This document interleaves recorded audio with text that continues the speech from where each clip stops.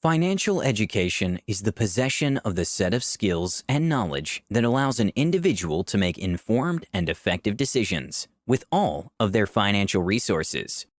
It is also called financial literacy, and it's extremely important in order for you to make progress and get ahead in life. If you are looking for improvement in your personal and financial life, you might be looking for financial freedom and financial independence. It means that you want to reach a point in your life where you no longer have to depend on family, a job, or a company that you don't like for money. But there is another concept that I'd like you to understand. It is financial confidence.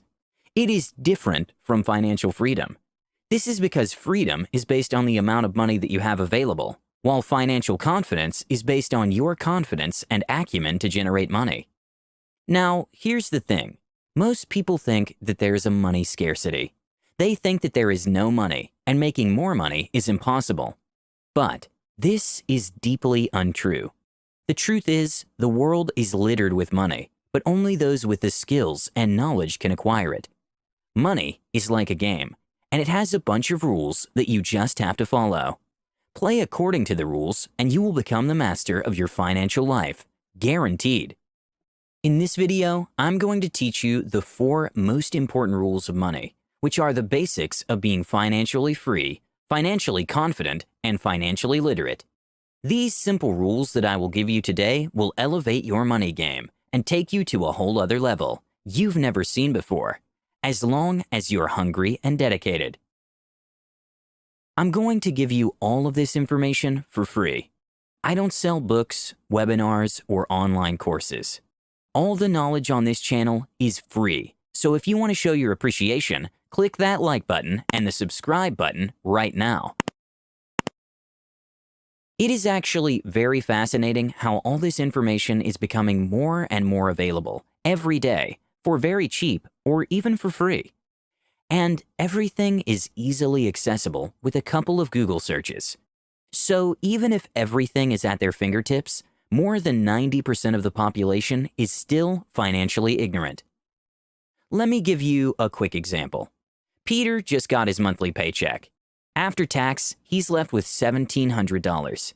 Instead of using this money to invest, save, or anything else that might be useful, he decides to waste it on a couple of barbecues with friends and many other useless liabilities. Are you a Peter? Because there are unfortunately a lot of financially ignorant people today. But the thing is, if they can change a few bad habits and develop a rich mindset, just about anyone can become rich. There are no rich people that are financially ignorant, except of course for those that got lucky. For example, stumbling upon a large inheritance or winning the lottery. However, statistics show that 70% of lottery winners end up bankrupt after just a few years of being extremely rich. Why is that? Again, it all comes down to how financially educated one is. If you have a lot of money, you will still make bad decisions and lose it all because you don't know what to do with it. So, if you want to become rich long-term, and not just for a couple of years, you have to get financially educated. Unfortunately, this kind of education is not taught in schools, so you need to do it by yourself. So, all the information is easily accessible, and this raises the question, why don't people learn more about finance? There are 2 main reasons why people don't get the financial education they need, despite it being extremely cheap, and in some cases, completely and totally free. Reason number 1, conventional wisdom. Here's the truth, financial education is not conventionally okay. Most people will give you a mindset of scarcity, and if your mindset is wrong, you will never attract money. For example, growing up, your parents might have been telling you, money doesn't grow on trees, and money is the root of all evil. These lies that people tell their kids are stopping people from taking the necessary steps to a better life financially. Another conventional concept that is widely thought but is extremely wrong is the negative connotation towards debt.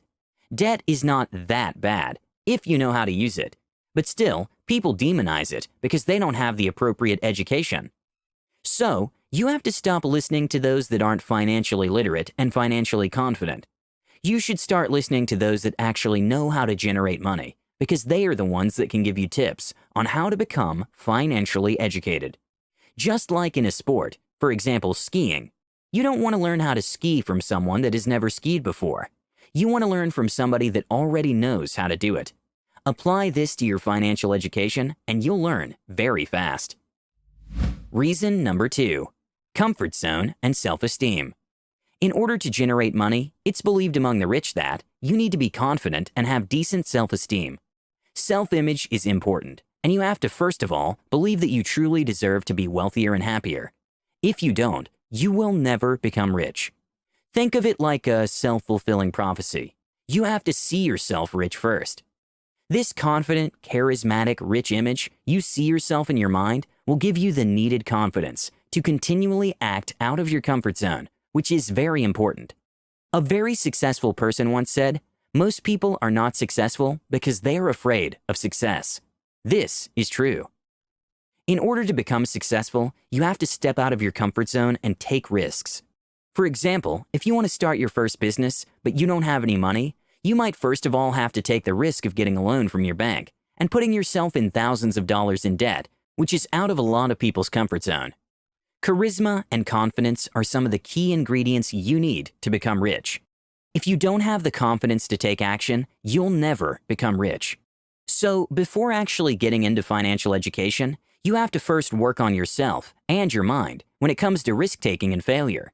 Confidence will give you the strength and the courage to take risks and perform under pressure. So, now that you know all about why people don't get financially educated and the importance of it, let's get started with the 4 most important rules of being financially educated. Rule number 1. Don't invest in what you don't understand. Investing is very important, especially when you want to multiply your money. Here's the thing. You will never, ever get rich long-term by working for someone else. You have to start investing. There are many types of investments, such as stocks, bonds, real estate, and Forex, just to mention a few. But I want you to know the single most important investment, and that's in yourself. Invest in yourself. Before investing in anything else, you have to invest in the development of your money-making machine, your brain.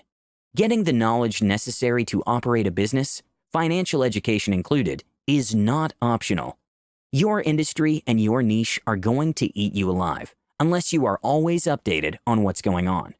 Stay up to date on all information that matters to you and to your success. Invest in your business. If you buy or create a business, you will probably at one point want to expand it. If you want to do so, you need to put some money into your business in order for it to grow. It's like a car. In order to make it run, you have to put gas in it. And a business is no different.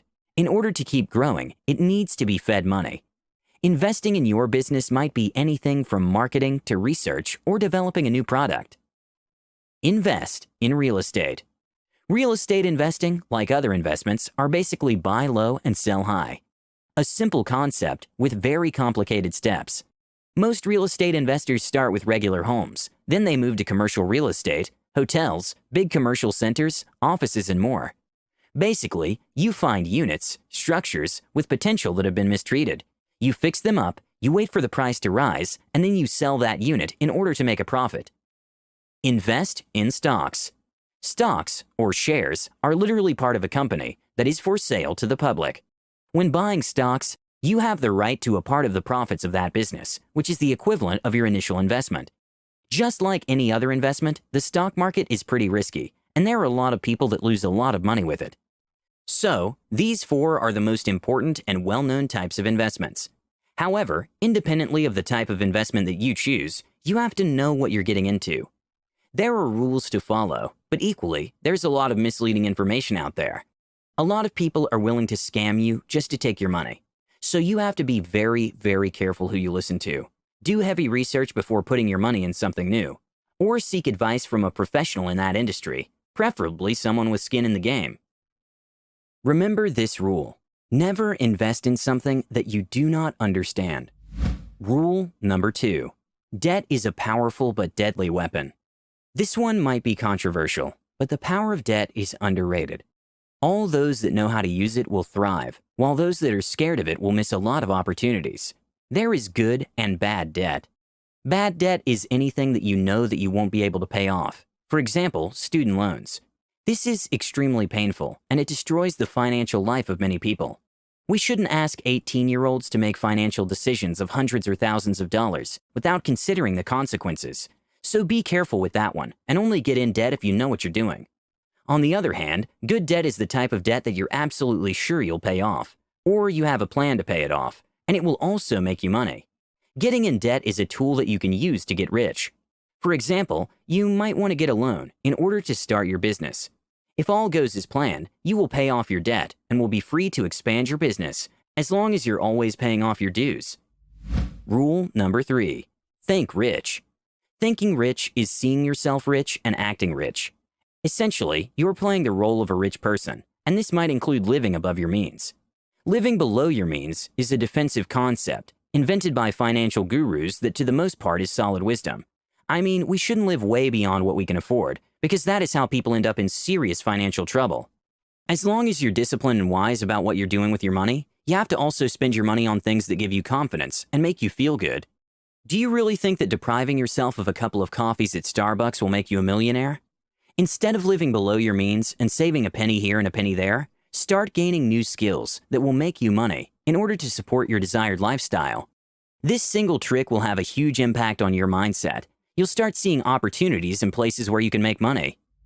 Rule number 4. Develop skills to acquire assets. Assets are things that put money in your pocket, while liabilities are things that take money out of your pocket. Your brain is your biggest asset, and you can develop it in order to be even more valuable. There are skills that are very demanded in the marketplace, and they all have 2 things in common. 1. They bring a lot of value to the market. 2. They make you a lot of money.